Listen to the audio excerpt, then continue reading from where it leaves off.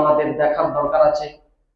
এই জন্য বিষয়টাকে ক্লিয়ার করে দিলেন। ভাইরা আমার, ইসলাম আপনাকে শিখিয়ে দিলে আপনাকে স্ট্রং হতে হবে, শক্তিশালী হতে হবে। তারপরে 5 নম্বর সত্যটা দিয়ে দিলেন, শুধু ওগুলো বলে হবে না, আপনার ভিতরে সক্ষমতাও থাকতে হবে অর্থ সম্পদের বিষয়ে।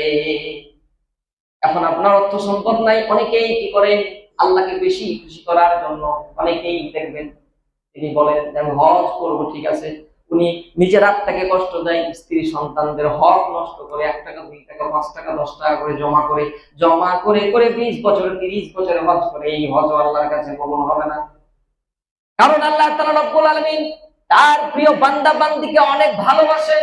তার নিজের আত্মাকে শান্তি দিতে হবে, তার পরিবার আত্মাকেও শান্তি দিতে হবে, সুস্থ রাখতে হবে। সবকিছু মেনটেন করার পরে যদি আপনার অ্যাবিলিটি থাকে, তাহলে এটা আপনার জন্য হজটা ফরজ। সকলে করি সুবহানাল্লাহ। তাহলে আমরা আশা করি বিষয়টা আমরা ক্লিয়ার হতে পেরেছি যে হজ কাদের জন্য ফরজ।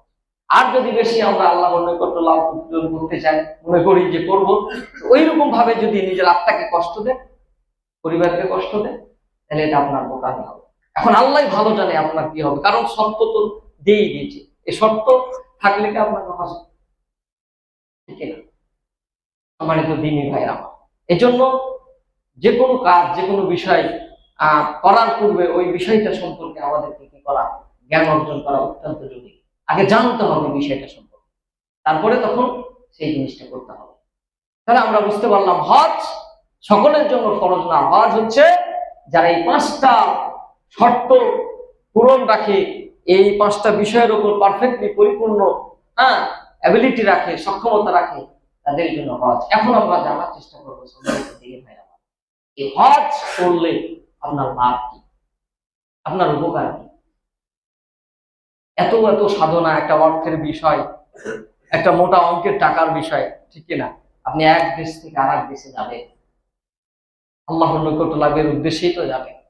এটার জন্য আসলে আল্লাহ আপনার কি পুরস্কার রেখেছেন, কি বেনিফিট রেখেছেন, এই বিষয়টা আমরা ক্লিয়ার করার চেষ্টা করি।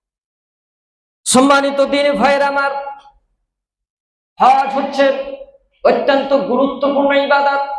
রাসূলুল্লাহ সাল্লাল্লাহু আলাইহি ওয়াসাল্লামের সহিহ বুখারীর 8 নম্বর হাদিসের দিকে যদি চলে যাই, তাহলে আমরা বিষয়টা ক্লিয়ার হতে পারবো।